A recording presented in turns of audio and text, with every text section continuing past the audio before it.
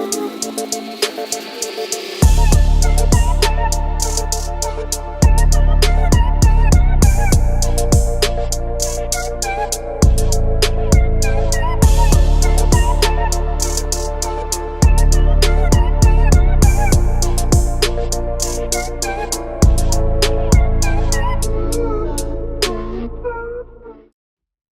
at that. I'm on time for the first time in months. What's up? Welcome to the Rational Live. I'm your host, David Dole. It is November 5th, 2021, and I got some stories today. So, also, I think I can announce this. Maybe not. I don't know. Maybe I shouldn't announce anything. but I'm, this button's off. I'm going to be on a particular show in a couple weeks, but we recorded it this week, so you will see me on that particular show. I don't. Let's get deeper into the live stream, then maybe I'll say what it is, because I don't know if I should actually be talking about it. But so you gotta wait. But today, let me give you a little preview of what I'll be going over. So it's going to be quite a fun show today. And I've kind of changed my my approach to these Friday live streams. It's going to be more laid back stuff. I mean, I really just can't do deep stories during a live stream. I need the time to really go through them and that kind of thing. So a lot of the live stream segments will be based on clips, will be more lighter things. So that's kind of the approach today. Starting with, I'll get to a Virginia mom who fact-checked Fox News and that great moment. Also, a new Pfizer pill. Incredible news on that. I'll get to all those details. As well as Jamie Raskin breaking down the GOP's socialism charade. I'll discuss that and show you that clip. And Anand Giadardis. Giadardis or Giadardis? Regardless, Anand on MSNBC discussing the Democratic Party and the transformation they have sort of overtaken or undertaken this year.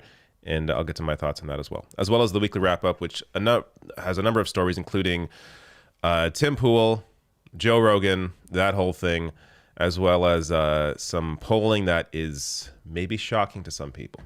All right.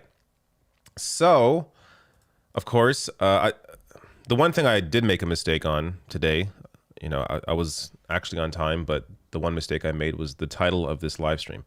I don't know why I wrote news and politics. It's always news and chats, but whatever. I'll be taking your chats throughout the stream, super chats, and when later on I'll get to just regular chats, I'll pick some out. But all right, let me start with this first story.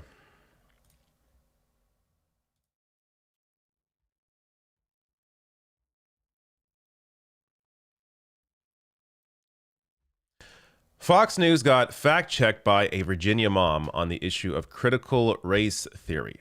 Now, this mom here is doing more journalism in one moment than Fox News does in a whole week. Check this out. Within a short period of time, we started hearing more about this thing called critical race theory, which I had never heard about. It bothered me. It was controversial. There's aspects of it that looked downright racist. And so I had a hard time with that. Very much. Can I say one thing though about? I don't think people necessarily truly understand what critical race theory is.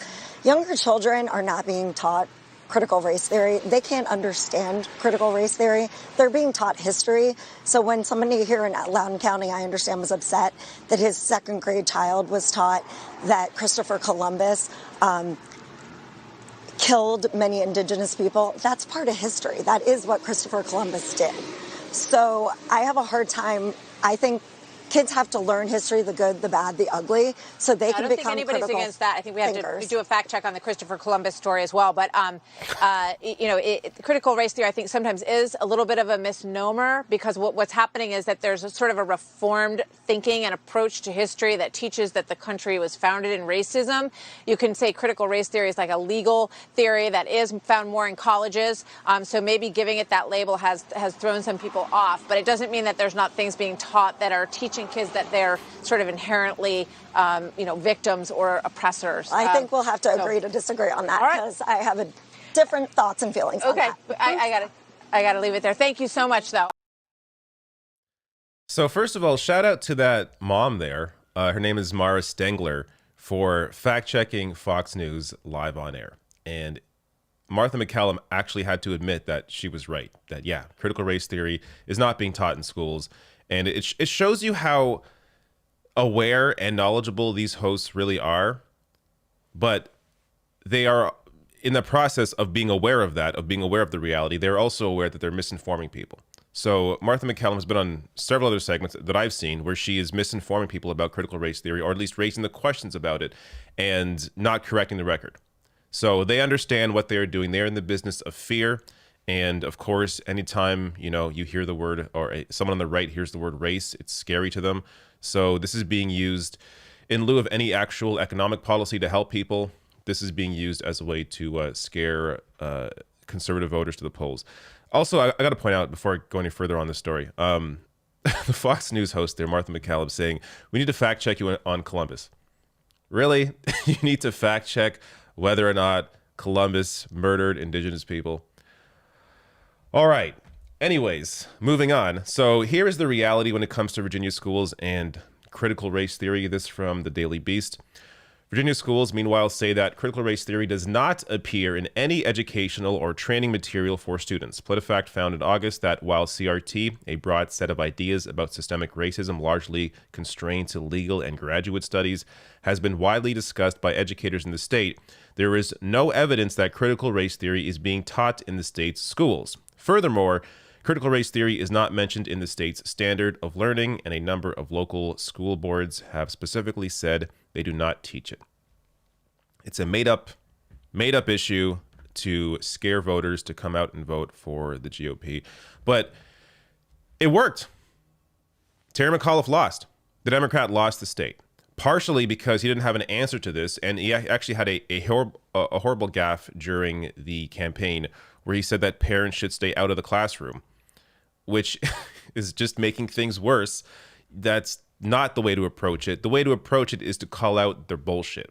So McAuliffe failed to do that. And on top of that, he failed to offer a real economic message for people to come out and vote for him. So once again, a corporate Democrat failing in the race by both not fighting Republicans hard enough and also not offering their own message. And critical race theory, of course, at the heart of that loss. But, moments like this are awesome. It's great to see a rare moment like this where Fox News is fact-checked on the spot, and it's done by a mother in Virginia. All right. Let me prep the next story. Look at that. Everything's working nicely. Sometimes these buttons don't work. All right. If there's a chat, I'll grab it. If not, I will move on. There's no chats. All right. I will go to the break, and then I'll come back with the next story. Be right back.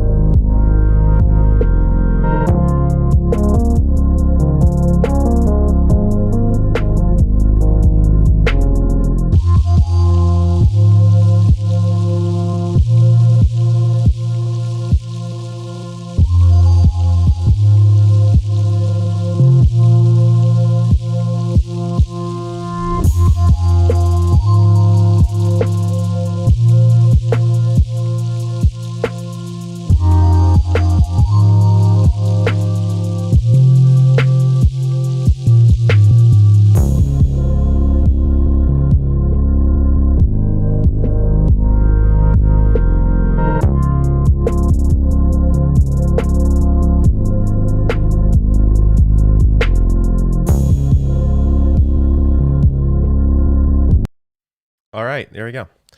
So this next story is actually pretty big news. This potentially is going to have a real positive impact on this pandemic. So let's get into it.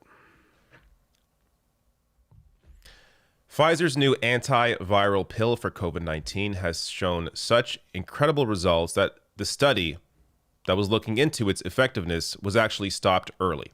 So this is a pill that doesn't prevent COVID, but may keep you out of the hospital if you get infected. So more here from the AP.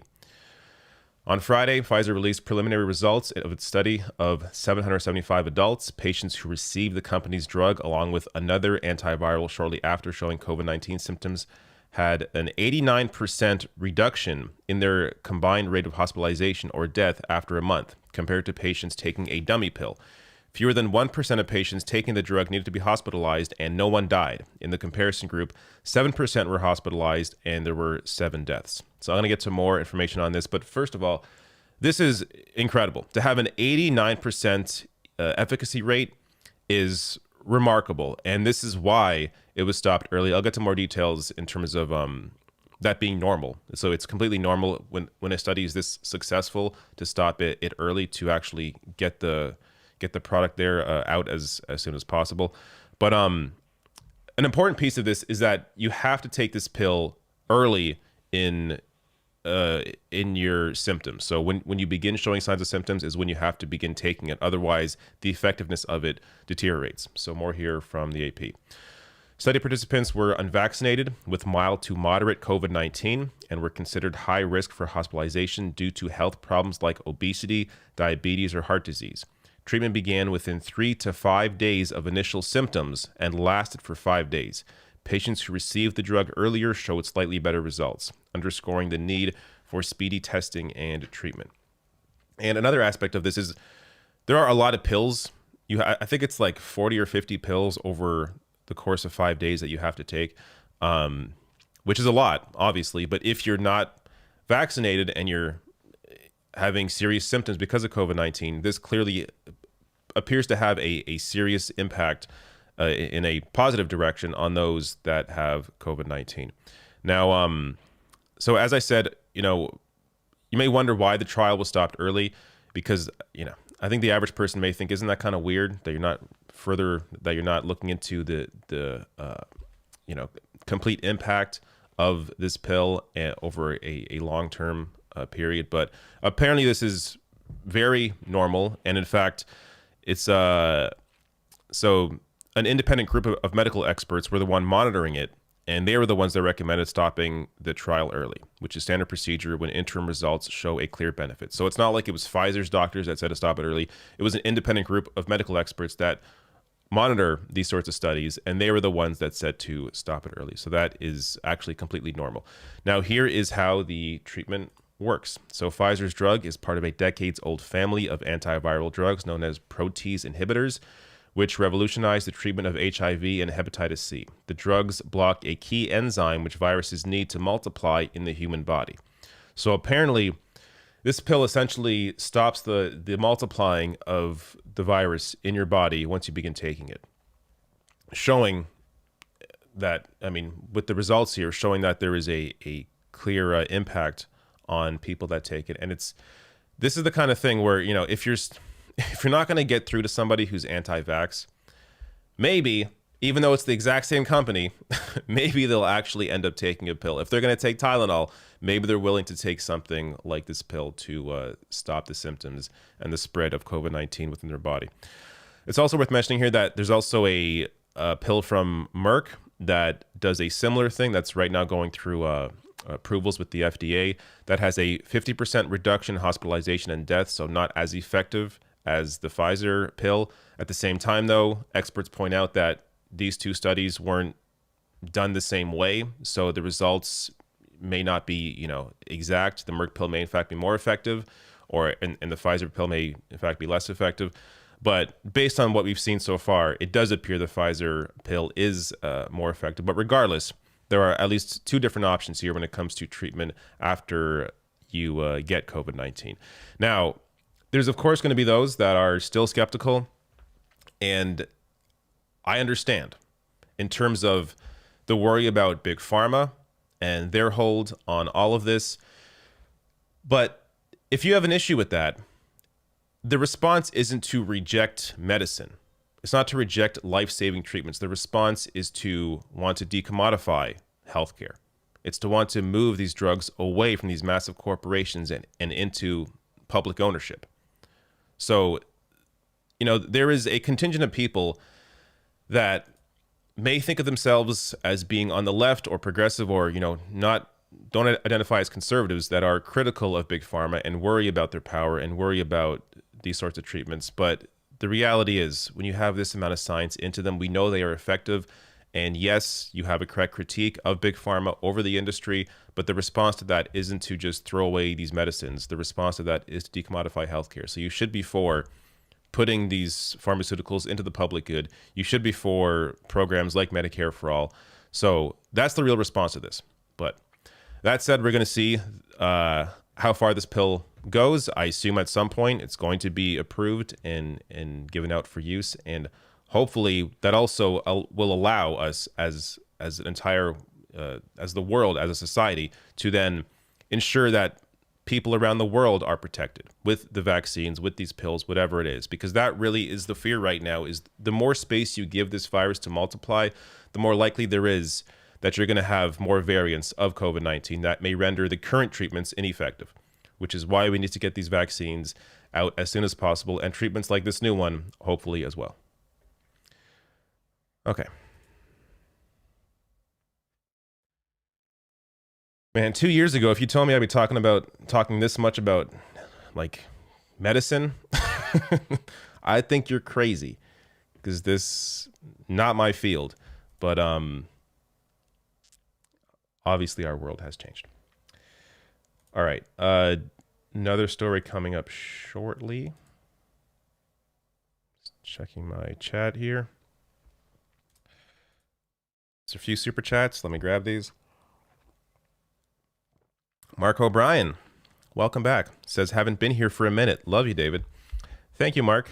Thank you for showing up. Thanks for the donation. Rhino Wiki, a member, says, did you see the reports on the genetically altered pigs that can transplant their kidneys to humans? Well, wait, what? Did you see the reports on the genetically altered pigs that can transplant their kidneys to humans? Definitely worth the read given the implications. I have not heard of this. Sounds wild. I'm worried about the pigs. Are the pigs okay? Is that something that, that they can deal with in a way that doesn't cause them constant suffering? But that's interesting, to say the least. Law Gnome says, get vaxxed, everyone. Hospital beds are still a precious commodity, and people who need to go to the hospital for other reasons need you to stay healthy so they can live. Yes, of course, get vaxxed. Don't wait for this pill to hopefully save your life one day. You should get vaxxed as soon as possible. I just figure at this point, if you're not getting vaccinated, what else can I possibly tell you? I'm not going to change your mind now. Like, how long has it been? So at least for those that have had access to the vaccines over this past year, a lot of people still don't, but for those that have had access to it, if you're not vaccinated at this point, I don't know what else I can do to convince you. All right, I'm going to prep the next story. I'll be right back.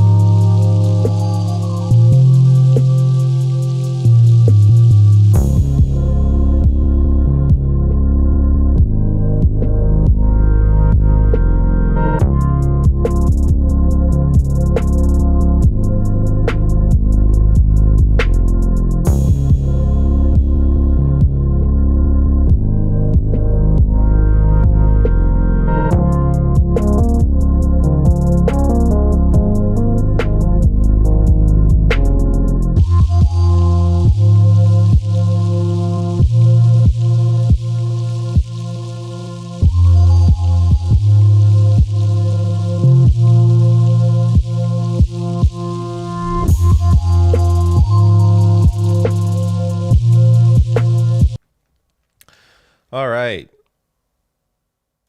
Just about ready.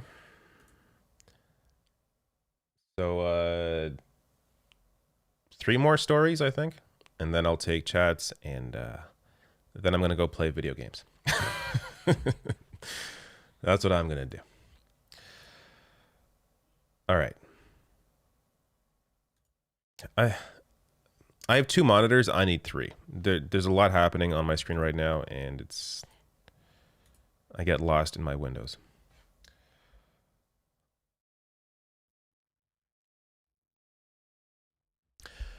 During a House Rules Committee hearing on Biden's spending bill, Democratic Representative Jamie Raskin broke down Republican propaganda over socialism and which states are the top performers. So this is a clip that is wonderful to watch. If you look at life expectancy, 9 of the top 10 states in life expectancy are blue states with higher taxes. 1 is red. The states with the lowest infant mortality rates are blue states. The states with the highest household food security are blue states. The lowest are the red states. Divorce rates, high school graduation, you name it. And I've got to make a point, which I hope doesn't sound too partisan, but I guess it's slightly partisan, that anytime that we've had a major advance in terms of public programs to serve the American people, the party I belong to has championed it. The party that is railing about socialism today has called it socialism. They called Social Security socialism. They called Medicare socialism. They called Medicaid socialism. They called the Affordable Care Act socialism, and on and on. And now I see there are Republicans who say, don't invest in free preschool for all 3- and 4-year-old American children because it might hurt Medicare, a program they had denounced as socialist before. Don't support this socialist program of universal pre-K because it's going to hurt another program that we used to denounce as socialist. So what's a socialist program? It's a program that the GOP opposes today, but will be defending tomorrow against our next expansion of the quality of life for the American people. Now, there's been a lot of discussion, for good reason, on the infighting within the Democratic Party over this budget bill, it's not even infighting. You have the vast majority of Democratic lawmakers in support of the budget bill, 2 senators against it that are largely bought by corporations, but then again, so is a lot of the Democratic Party. But still, it's really been a fight of 2 versus the entire party. Yet, there's been very little discussion, especially from mainstream press, about how every single Republican lawmaker is against paid family leave, against expanding Medicare, against raising taxes on the wealthy and large corporations. Like, it's amazing the way that Republicans are able to skate by because people just don't expect anything from them. But in the process of of that happening, you have Republicans gaining power, winning elections, because all the focus is on how the Democratic Party can't get anything passed. Well, yeah, they can't get anything passed, partially because there's one party that is completely against anything they want to do, except when it comes to, the bipartisan infrastructure bill, which is largely a corporate giveaway. So you're going to do a corporate giveaway, you're going to get them on board. 19 Republican senators on board with that bill shows you how terrible it is, which is why you need the budget bill to pass to actually help people. But Jamie Raskin here, breaking down, first the fact that Democratic states perform better, they tax more, and with that, they also perform better. That said, of course, you have to acknowledge that there are still many problems in those Democratic states. Places like New York, California deal with serious homelessness, but that is the failure not of progressive policy, but of corporate Democrat policy. People like Gavin Newsom are painted as progressive when really there's corporate Democrats. So until you have some actual progressive people in power in these states, you can't really judge them or judge progressive policy and its success or not. But the idea that this is the best part in the majority of that clip, the fact that Republicans call everything socialism. It's important to point this out when fighting back against their fear-mongering rhetoric, because everything popular in the U.S. right now was once called socialism by the GOP. So a little more here from Think Progress. The socialism smear shaped the modern GOP. The idea built its coalition, defined many of its objections to the Democratic alternative, and helped form the partisan divide that is so familiar today. The socialism smear targeted the New Deal. It was Ronald Reagan's weapon against Medicare, Newt Gingrich's weapon against Hillary Care, and the entire GOP's weapon against Obamacare. And no matter what policies the next Democratic presidential nominee supports in 2020, that nominee will be labeled a socialist. So this is an article from back in 2019. And of course, Think Progress was exactly right. Back during the election, Trump calls Biden Trojan horse for socialism in fiery speech ahead of Democratic convention, trying to paint Joe Biden as a socialist. This is what they do with everything. It's like when you see this level of dishonesty over these many decades, doesn't that clue the average voter into what is going on here? That they are just completely full of shit? They complain about Social Security, Medicare, these incredibly popular programs as being socialist. Maybe socialist programs are actually fantastic. Maybe you should do more of them. Maybe expanding Medicare, just the bare minimum, is a great idea that most people want to do. And the reality is, looking at polling, most people do want progressive policy. But until the Democratic Party actually fights for those things, as opposed to just being on defense all the time, you're not going to see any real progress made in terms of the party actually being able to hold on to power. You're going to see this back and forth every election until the Democratic Party leadership actually stands up and commits to fighting for these very popular policies that are thrown away and called socialist by the right wing. Also, I was going to mention there, but whatever. Jamie Raskin. I see some potential in his future in terms of, he's the kind of guy that I think has the potential to kind of bring these two sides together within the party. He is a solid progressive, supports these progressive policies, but is able to kind of ride the line there with both sides of the party. And he's a great orator. He's a solid leader. I think he has some real potential in the party. And who knows? For the next 4-8 years, what may happen. All right. I need more monitors. Losing track of where the hell I am right now. All right. Here it is. Okay. So I will prep the next story and be right back.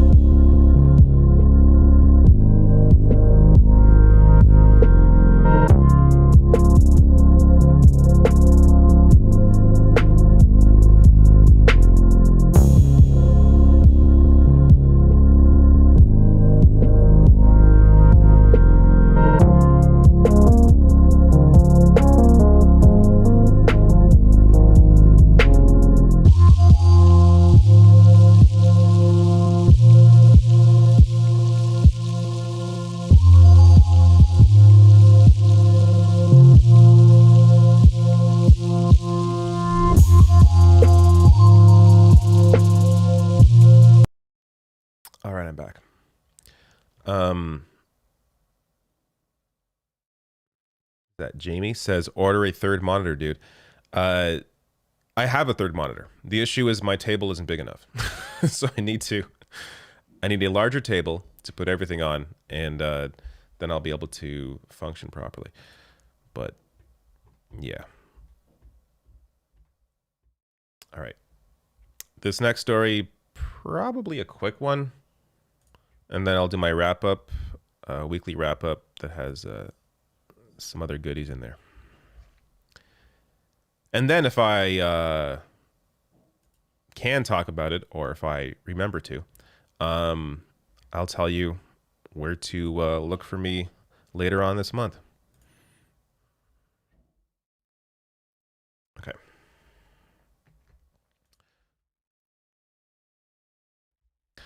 Author and intellectual Anand Giridharadas was on MSNBC with Ali Velshi, where he gave a good summary of the interesting shift seen in the Democratic Party this year. Check it out. The year that we've been living through is actually even more remarkable in that context. And the question for 2021 was it going to be the bookend to 1981? And there's a powerful symmetry to this year and this era. Joe Biden voted for some of the 1981 Reagan tax and government cuts that in a way launched this era as a matter of policy. And 40 years later, Joe Biden, a historic moderate, came into office and got into an improbable coalition with progressives who had fought him in the election, who had lost the election, but who in many ways were winning the war of ideas. And this year has been defined in my analysis by a historically moderate president who actually had a capacity to evolve and grow and hear some of the data you're talking about, hear a changing conversation. And progressives who had fought that president tooth and nail and have actually had his back through this process, have actually been the real protectors of his double-barreled agenda. And the surprise of this year has been the people traditionally closest to Joe Biden politically in Congress have hamstrung him at every turn, have been the people trying to sabotage his agenda at every turn. The people who are in a way, the heroes of trying to get something done this year are the people who understand coalition. And that's, I would say, Joe Biden. I would say that's Ron Klain, for sure, in the White House. I would say that's Pramila Jayapal. I would say that's AOC, that's Bernie. People who tried to figure out how a big tent could get big things done. And the tragic disappointments of this year are the political sadists and crony opportunists in Joe Manchin and Kyrsten Sinema, who at every turn have chosen power and money over helping people. I am a writer. I'm not a licensed clinician. I can't diagnose what's going on with Manchin and Sinema. I can't prescribe remedies, but I do know there are therapies available out there for people who derive pleasure from hurting millions of people. All right, so I agree with a lot of that. I have some slight disagreements on a bit of it. I'll get to that in a second. But first, it's just good to see. It's always good to see Manchin and Sinema just completely torn apart in the mainstream press, because for so long, and still on some cable news shows, they're treated as like these brilliant voices. Oh, these amazing moderates. They're in the middle. They're with the American people. They just want to get a good deal done. They just care about what's best for the American people. Like, now that we are finally having that veil lifted and exposing what they actually are fighting for, massive corporations, their own personal wealth, there finally is more of that education being done in the mainstream press over their motivations, over money and politics, and all of that largely up to this point has been ignored by the mainstream. So Manchin and Sinema have done a wonderful job allowing us to educate people on a larger scale on just what politics in Washington is about. Now, in terms of the disagreements, I mean, I largely agree with what Anand is saying here, but in terms of Joe Biden's political evolution, it's largely just been rhetoric so far. I mean, you could say him pulling out of Afghanistan was a real turning point in terms of him actually doing something that's different than the norm. So I think that is worth pointing out. That was great. But when it comes to economic policy, when it comes to domestic policy, it largely has been rhetoric. Now, you can fault Manchin, Sinema for not, supporting the $3.5 trillion budget bill and so not allowing it to pass. But still, Biden, if he cared enough, could be fighting them in ways that he is not willing to fight them, or at least hasn't so far. I mean, we've seen him over the years fighting much louder for fiscal responsibility than he is right now to fight to pass these provisions in the budget bill. So he could be using, as I've said a million times, Joe Manchin's daughter, the EpiPen scandal, going after his daughter for that, or threatening to. With Sinema, it's a little tougher because who the hell knows what Sinema actually wants. But, we're going to see. I really thought at this point, this spending fight would be over. still going on. So we have to wait and see still what's going to happen with this. But with the Democratic Party, or I should say the Progressive Caucus, appearing to just lay down and now caving to support the infrastructure bill before the budget bill is passed in the Senate, they're losing all their leverage. I can't envision a world where all of a sudden Joe Manchin and Sinema agreed to support the budget bill just because it passed the House after they fought it this long. So unless it's cut down considerably, even from where it is right now, I don't know how it's going to pass. Now, also in terms of Biden, it is, as Anand points out there, it is it's almost funny to see Biden actually read the room, realize he can't be the same person he was. He can't keep complaining about crime and spending the way he was in the 80s and 90s. He has actually turned, at least again in his rhetoric, but it's still it's interesting to see that a man of that age that's been in the Senate that long actually has the capacity to change. And it goes to what I talked about when I was talking about Biden before the election. He's a guy I think that is largely influenced by the culture around him. So, in the 80s and the 90s, the big discussion was about spending. It was about, crime and that sort of thing. So he was with Republicans on those talking points because he thought that's what was popular. What's popular now is actually helping people, is paid leave, expanding Medicare, higher taxes on the wealthy. These things are now popular, or at least more. They always were popular, but in terms of being publicized more, they're talked about a lot more than they used to be. And Biden is, at least again, rhetorically on board with that. And it's not many politicians are able to make that shift that late in their career, but it is good at least to see Biden willing to make that shift again, at least rhetorically. But this last point I want to make, the idea of a big tent party. So Anand there talks about how AOC, Bernie, Jayapal, some others see Biden see the potential of a big tent party, which makes sense if you're talking about the voters. Makes less sense if you're talking about lawmakers in Washington. You can't really have a big tent that has the aim of helping people if a large contingent of that big tent are just corporate tools. If you have the majority of Democratic lawmakers still fighting for their own interests in terms of winning the next election, in terms of looking at what their donors want and ensuring they keep those people happy, then Big Tent isn't good. Big Tent is actually a negative. But if you're talking about the voters and getting people involved in terms of fighting for the working class across all spectrums, then yes, of course, Big Tent is great. But there is a downside to Big Tent when we're talking about having corruption in that Big Tent, because that corruption will always be the most, or the loudest voice in the room will have the most power, as we have seen over the past 40 years with the Democratic Party. But hopefully that changes. It is slowly changing in terms of who's taking over, who's winning these primary races.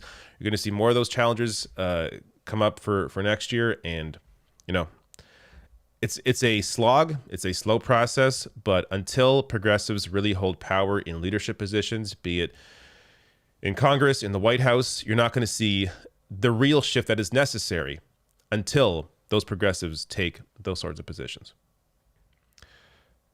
Okay.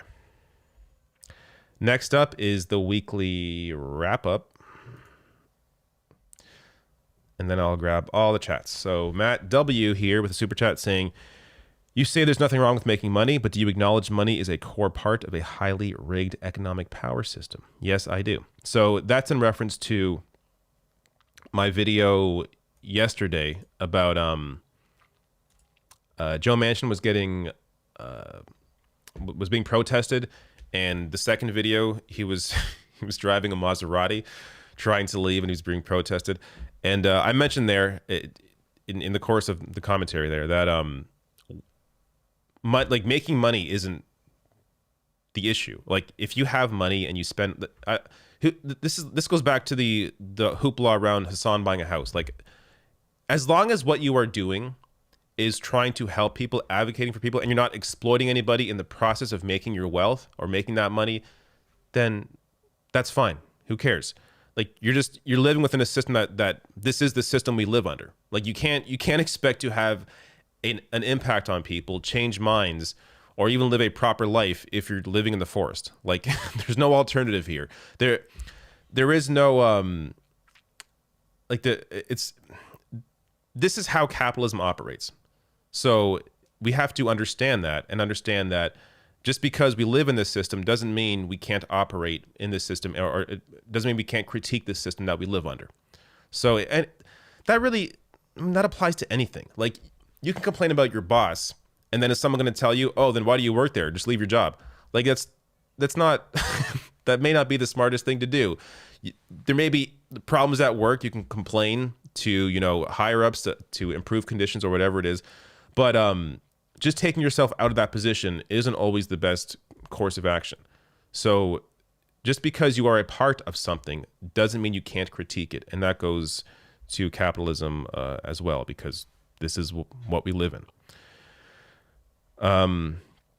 Oh yeah, and that old line, like, there's no ethical consumption under capitalism. Like, that's just the reality. So that's how things are. But with that knowledge, we still operate the best we can. We ensure we don't exploit anybody in the process of living our lives and making a living, while also doing whatever we can to help improve society. Danny F. here says, I know it will never happen, but wondering what you think. Nina running in 2024 with Bernie as VP. I don't think the media could ignore her that way. That's not happening. I'm sorry to tell you. That's too much of a dream. It's going to be, I think Biden's going to run again. At one point, I thought there's no way he would run another 4 years, but Kamala Harris is uniquely terrible.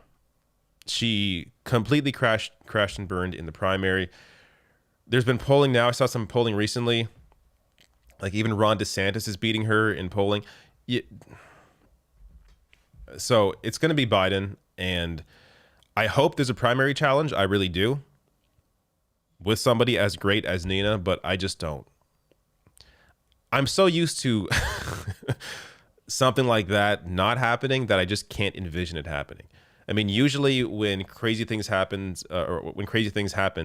it's in the things move to the right. Like when Trump wins, that's a crazy thing that happened. We all move to the right. There's very few crazy moments that are actually positive moments. So, based on how things are going, based on where voters are, where the media is, I have a very hard time envisioning anybody beating Biden in a primary. But I would love to be proven wrong. That's for sure. I also don't think Bernie would be up for that. Just based on his relationship with Biden, I don't see that happening.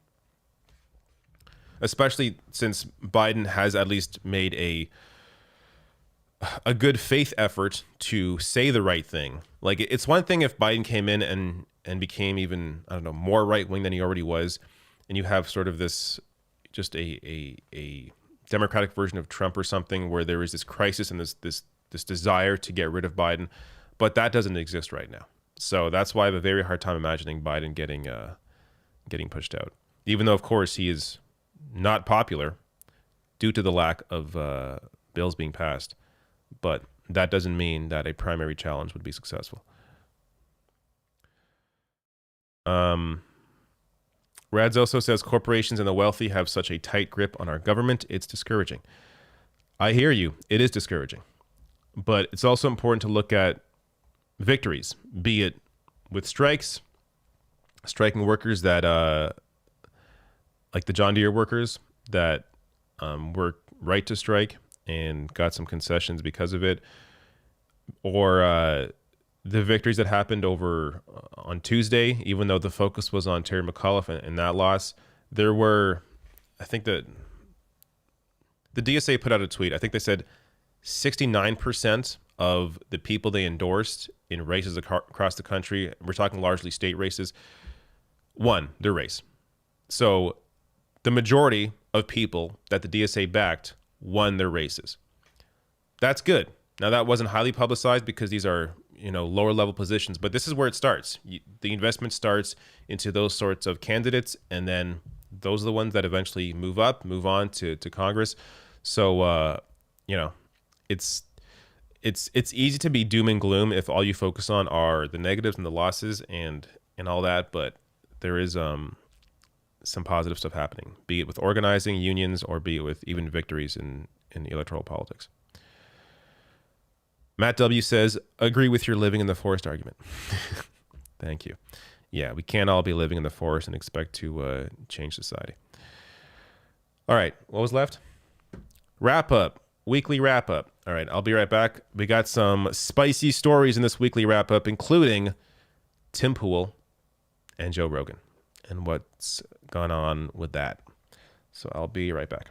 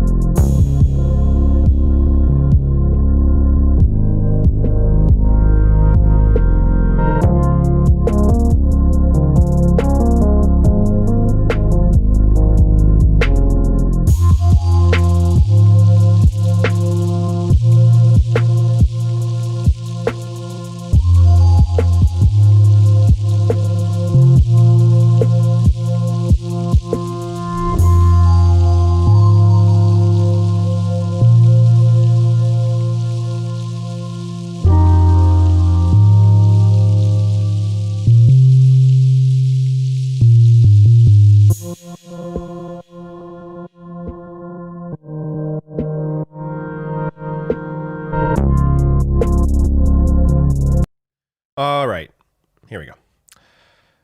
This, oh God. Why did I put the chat up? No, your tweet is, or your tweet, your chat is wrong. It is factually incorrect. Yeah, anyways, no, I want to get back into that. All right. Let me do this wrap up. I'll do this wrap up and then maybe we'll get into some stupid drama once again. All right.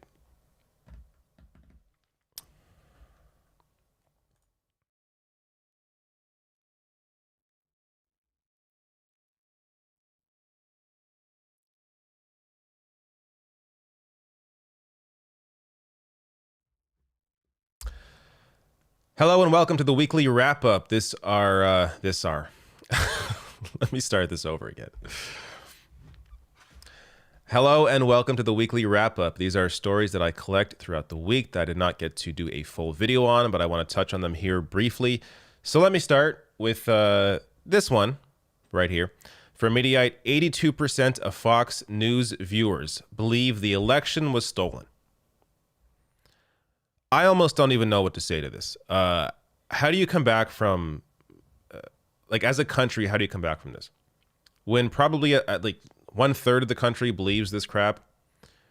You know, we are talking about a massive piece of the electorate that is just completely out in the middle of nowhere in terms of where their mind is. They have no idea what is going on. They can't tell reality from what's fake.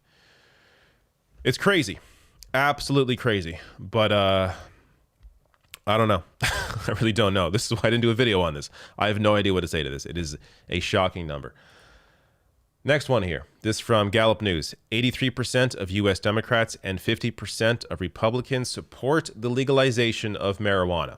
So taking a look at the graph here and how support has increased over the years, this shows you the kind of mistake that Democrats are making right now and that Joe Biden is making by not doing something about this. Joe Biden has the power to remove cannabis from a Schedule I drug. He hasn't done it.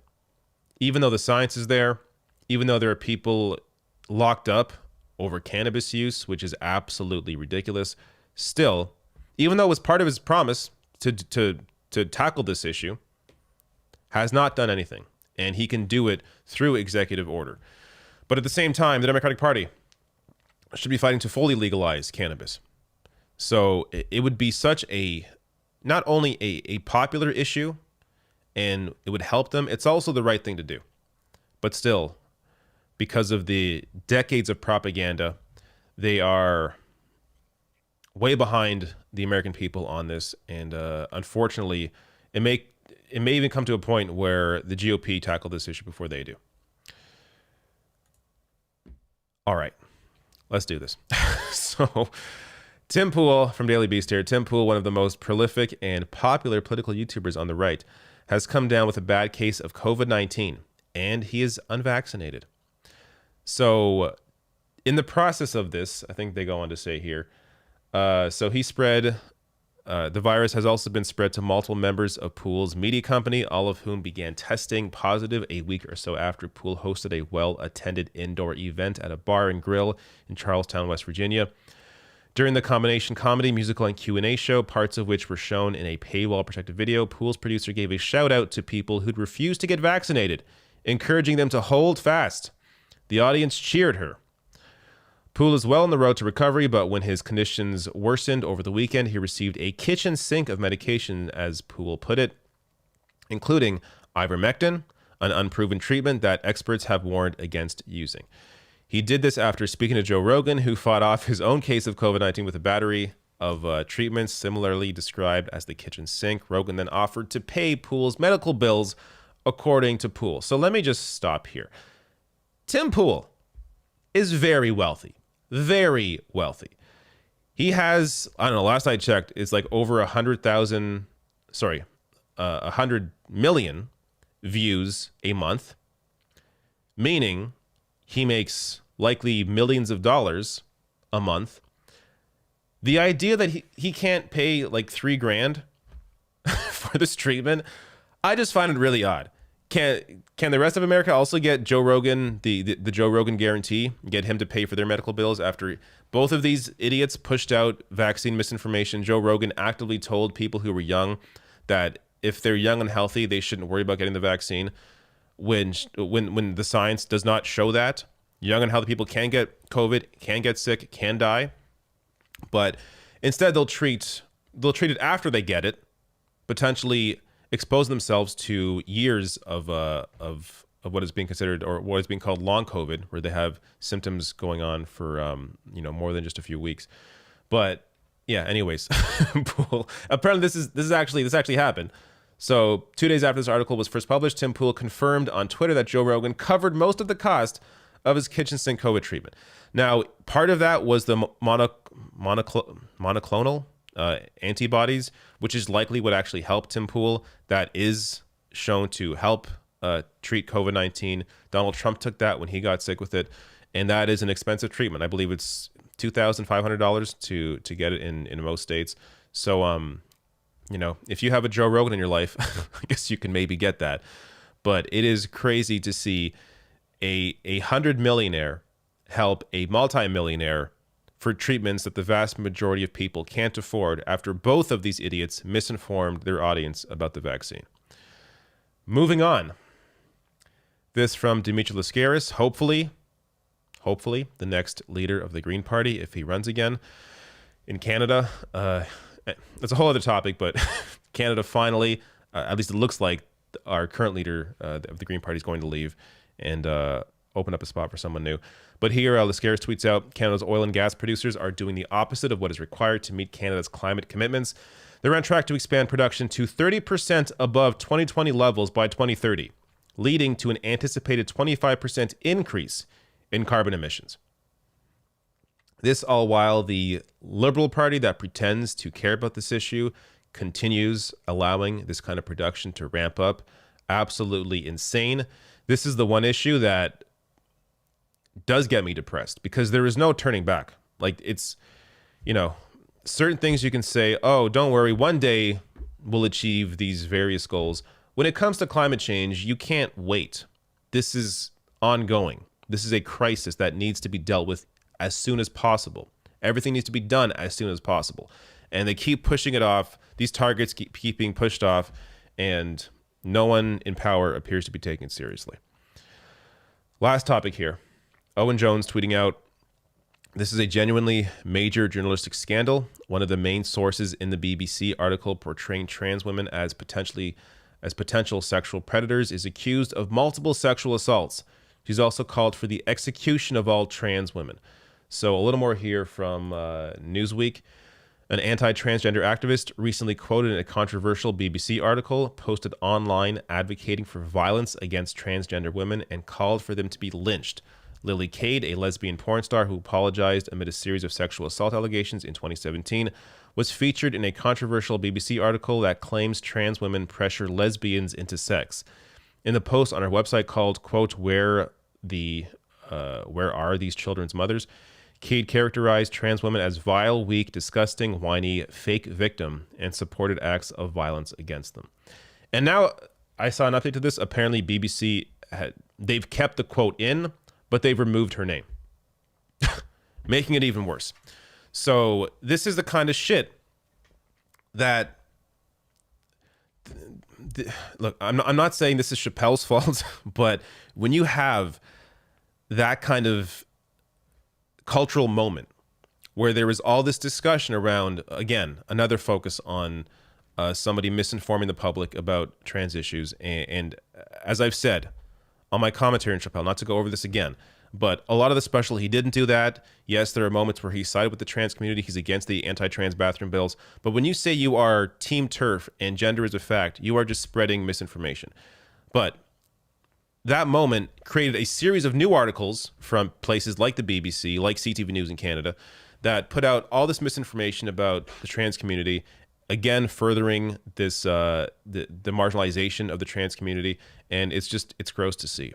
And when you have it like an extreme example like this, and they still are not pulling the quote, are still not apologizing for what they did, it really shows you how deep the rot is in the culture. And from my understanding, the UK is especially horrible on this issue.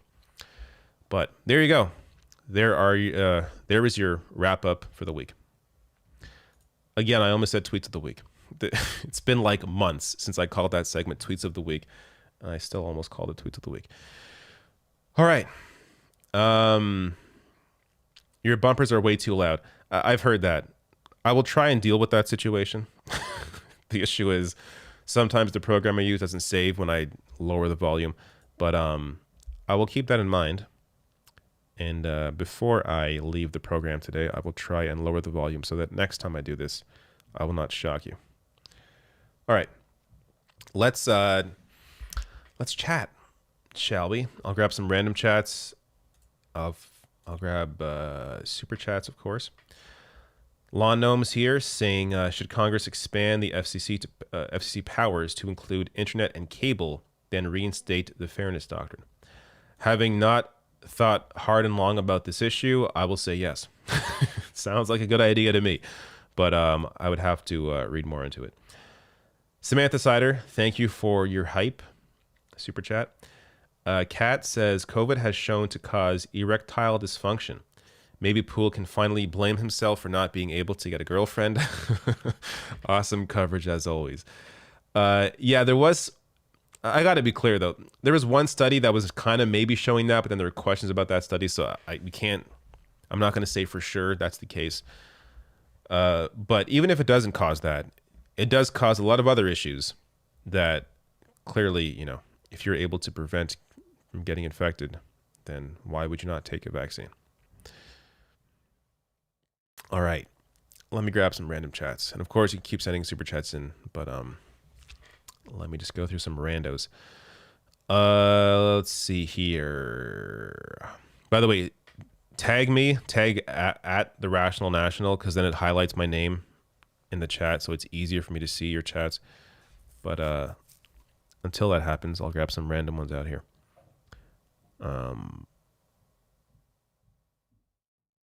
Layla says, look at the Aaron Rodgers unvaccinated story. He said that he listened to Joe Rogan's podcast to help treat his COVID symptoms.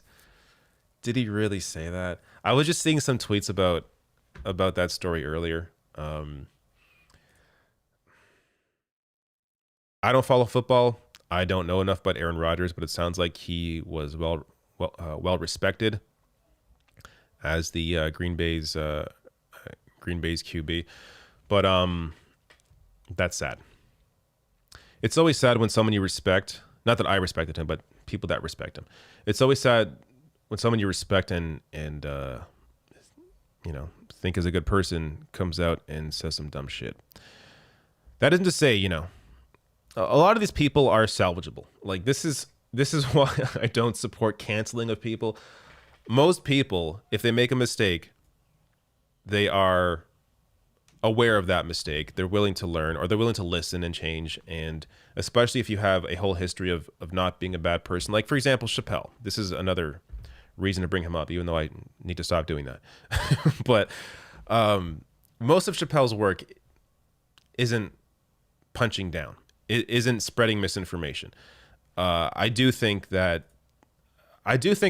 going to be some point, maybe in a few years, maybe longer, where he's going to admit that he was wrong to say he's Team Turf. That he's going to admit that he was wrong to misconstrue gender and all that. So I think that time is going to come. So it's not like it's someone like Steven Crowder, who his whole angle is to misinform and hate on people.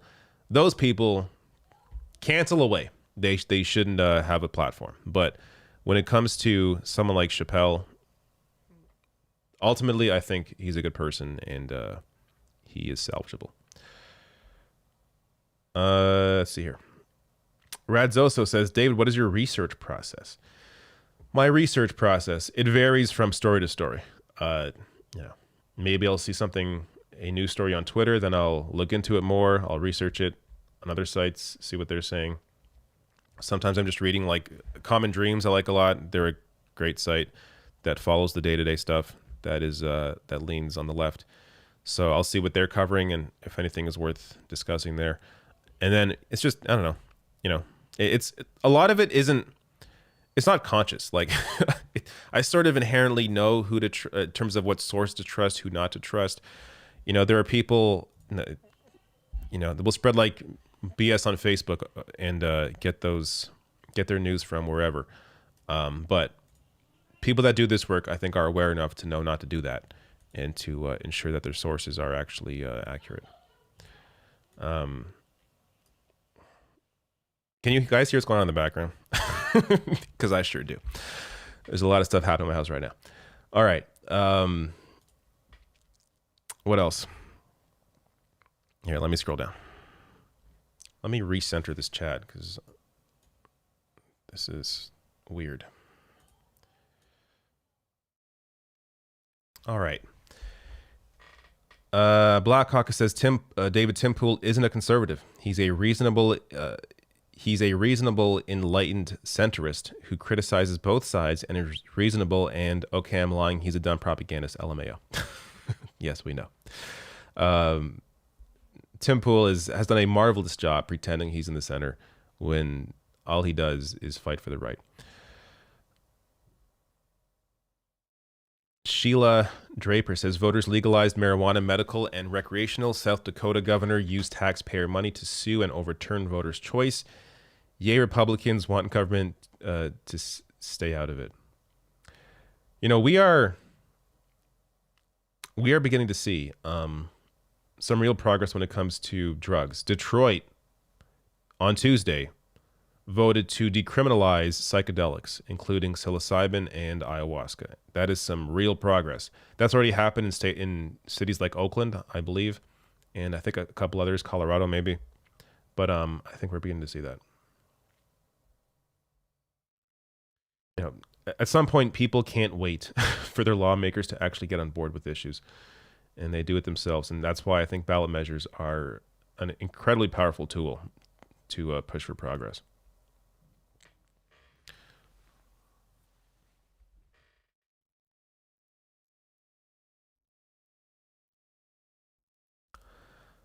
Let me see what else is going on here. Here we go. Scroll down to see my name tagged.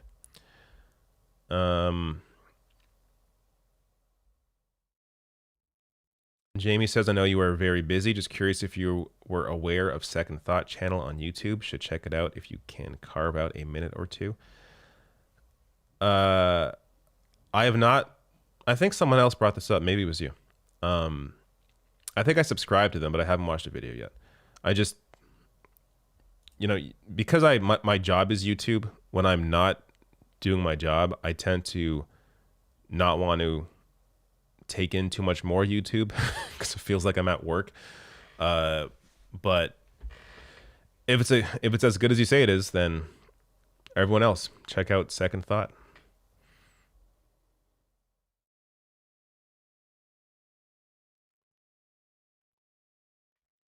Black Hawk says it sucks because Dave Chappelle is one of the best of all time, and the dude's an absolute moron on the issue of LGBTQ. I hear you, and it's at the same time, I'm going to be fair and objective. The entire special wasn't like that, and I don't think he's like that. I don't think he means harm. But as I've said a million times, when you have a platform and you're famous, the impact of what you say matters a lot more than your actual intent. Intent only matters in terms of judging your character, and if you're a person that's worth listening to in the future. But if you've already said something and it has an impact on society because of your platform, that impact matters more than what your intent does.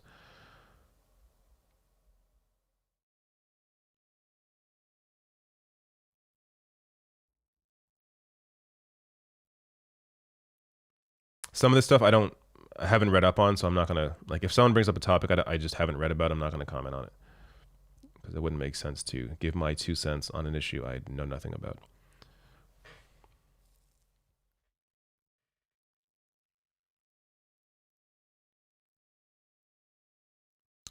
Typical Canadian says, I haven't watched Jon Stewart's new show yet. Have you? If you have, what are your thoughts? I have not watched it yet, but I do want to check it out.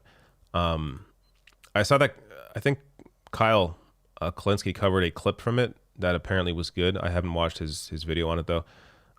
So maybe I'll check that out. But yeah, I don't know. I definitely missed Jon Stewart when he was gone. So hopefully this new show can kind of capture some of that, not the same vibe because it's a whole different kind of show, but some of that same knowledge base in terms of discussing issues that don't get a lot of airtime generally.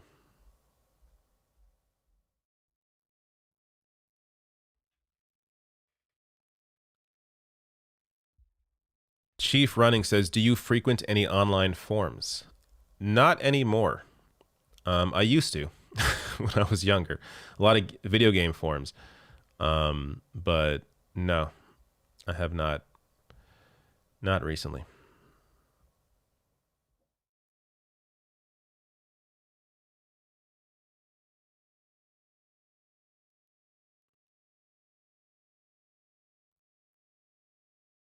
Celeste says you said you're going to be somewhere later this month. Where? Did I? I'm not going to be anywhere. So if I said that, I'm not sure what I was referring to. I may have just meant visiting my parents or something, but no, I'm not going anywhere.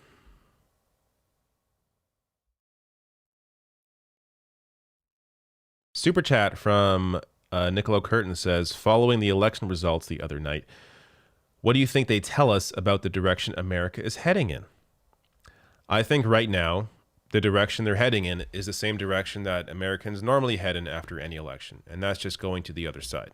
They tend to jump back and forth if there's no real message being given to them, or if there's no real progress being made in their lives. So because Biden hasn't passed anything substantial for, or at least domestically, that people are feeling, they're just going to go back and vote the other way. And a lot of people like that would normally vote Democrat are just going to stay home, like younger people. If they feel no change, if they see nothing when it comes to climate change, then they're not going to be motivated. So, yeah, that's the issue. That's why this budget bill needs to pass with some real provisions that will actually help people.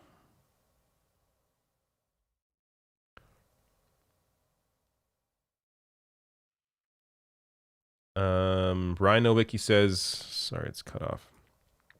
In 2020, there was real talk about SCOTUS reform. If they claw back rights between now and 2024, do you see Dems running on that or considering it? They can't. They can't keep running on the same issue that they do nothing about. Like, this is also the issue with lowering pharmacare or lowering drug prices. The Democratic Party, I think, first really ran on that. I don't know. I think it was more than 10 years ago, and there still has not been any progress there. So, like, when you run in the same thing enough times, people tend to notice that you're not actually doing anything about it and that you're just full of shit. So Democrats should do something now about the Supreme Court. So, you know, let's hope they don't wait till 2024, because people aren't going to believe them if they're just saying the same thing they said last time. Matt W says, second thought is primo. All right.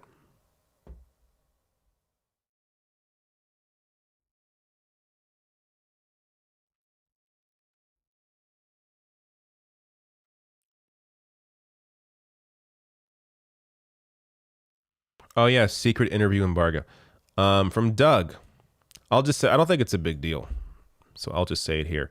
I'm not sure when it's going to get posted, but I was on the Crystal and Kyle show. Yes, I was. So we had a fun discussion over a range of topics, including a little disagreement around Chappelle. Though not, to be fair, not really. I mean, when we talked it out, it sounds like he largely agrees with what I said, but his focus has been a little different when talking about that issue.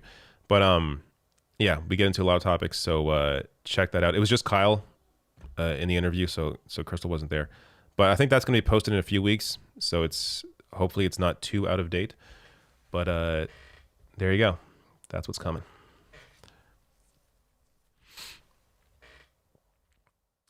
All right.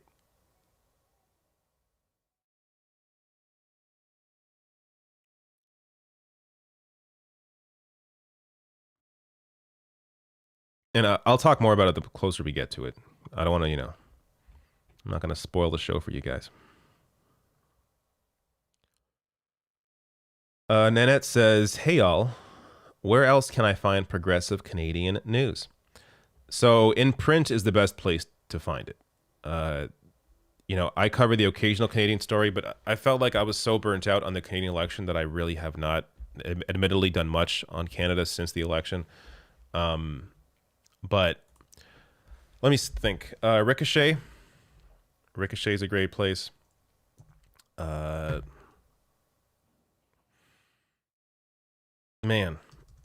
I'm blanking. Press Progress. So Ricochet, look them up. Pressprogress.ca, another good site. There's one that I literally subscribe to as a paying member, Passage. So readpassage.com. I think it's .com, maybe .ca. Let me see. Yeah, .com. So readpassage.com, another great Canadian site. So there are several good ones out there, but most of it's in print. Actually, in terms of podcasts, Sandy and Nora is a good one.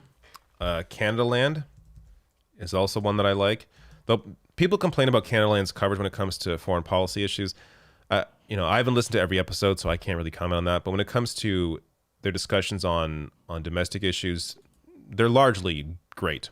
So I do really like Canadaland, and even when I disagree with them, I understand what place they're coming from. So definitely check out Canadaland for sure. But also Christo has a podcast with his buddy. I'm forgetting his name now, but look up Christo Avalis, and you'll find his podcast as well. All right, what else we got here?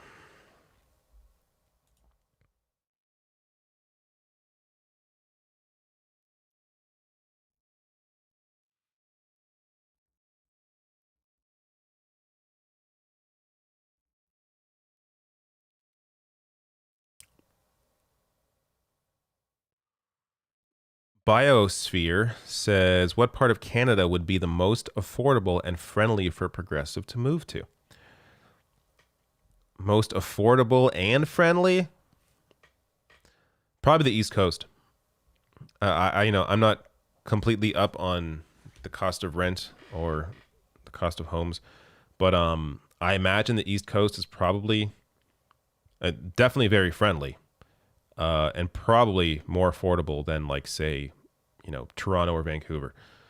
So that's what I would suggest. So, maybe like Halifax or around there. PEI. East Coast generally is a very lovely place. Oh yes, of course, the surfs on Twitch. In terms of Canadian content as well.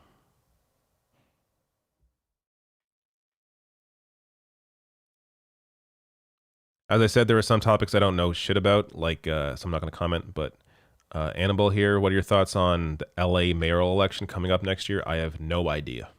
No idea. So I can't comment on that.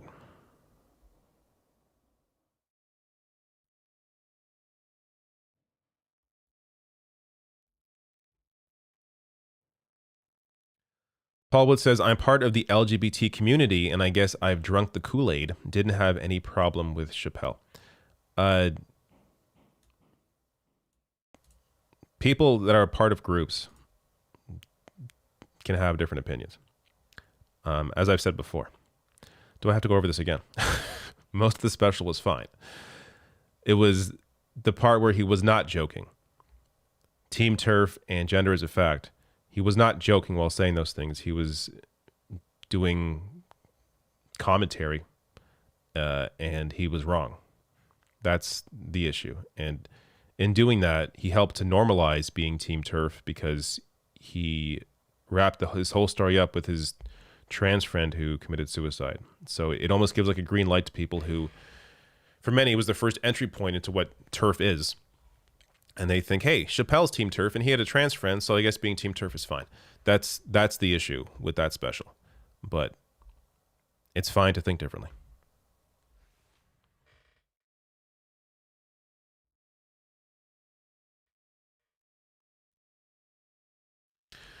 What do you think will happen in the Rittenhouse trial? Well, based on how the judge has been, and I haven't followed it too closely since it started, but before it started, there were several rulings where the judge favored the defense. So in crazy ways, like you can't call the victims victims, but instead you can call them arsonists, rioters, and looters. Like how is that? Like he was calling. The judge was saying that victim is charged language. How is looter, rioter, arsonist not charged language? So when the judge is that one-sided, it's hard not to see Kyle Rittenhouse just get away with this. But, we'll see how it all goes.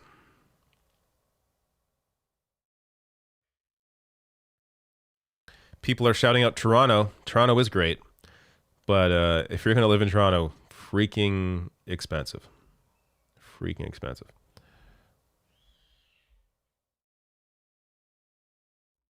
Okay. What time is it? 4:20? Whoa, 4:20. 420. Check out my legal Canadian weed. Legal vape pen. Because it's legal here. I think it's time to relax. So I'm going to wrap this up shortly. Let me grab some other random ones here. I hear my child screaming in the background. I'm sure my partner needs some help, so I'm going to be quick. Chef Boy Armando says, you do incredible work. I'm glad that you're here. Thank you.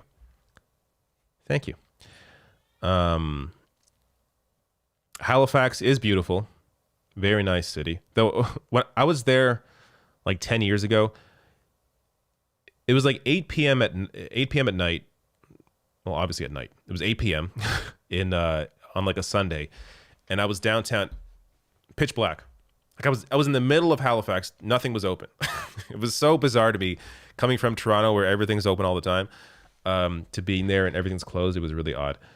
But very nice people, great place, great seafood. I freaking love seafood. So of course, you know, when you're on the ocean, you're going to have some good seafood. Great place.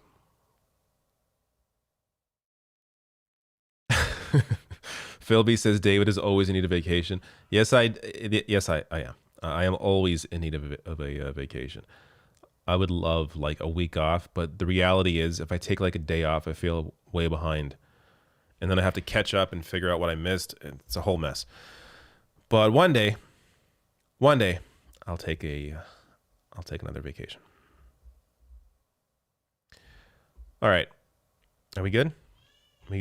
Let's end with gaming chat. I'm gonna do that from now on. Every stream ends with gaming chat. I started the 360 remaster of Perfect Dark, N64's Perfect Dark last night, just on a whim. I was high, and I'm like, I want to feel some nostalgia. so I started it, and it's really good. I thought it wouldn't hold up. Like I got it when it first came out, you know, years ago on the 360 as a remaster, and I wasn't feeling it at the time. Like I was super into Perfect Dark when it first came out on N64 back in, I think it came out in 2000. One of my all-time favorite games, but for some reason it wasn't hitting with me back when it came out on 360. But I started last night and I was super into it, and I'm going to play that again. I don't know what it is. I'm on a retro kick, and GTA Trilogy comes out next week. Going to be jumping back into Vice City with some more nostalgia goodness. I'm at an age now where like nostalgia is the thing. If I can feel some amazing nostalgia while I'm a little high, it's a great experience.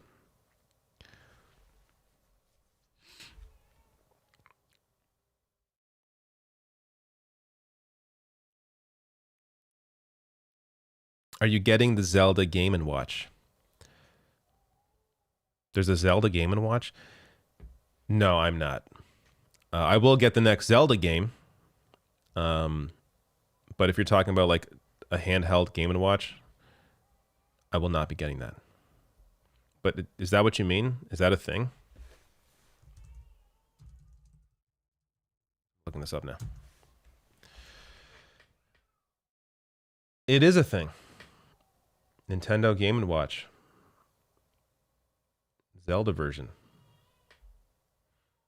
What the hell? No. I'll stick to Switch. What else did I play last night?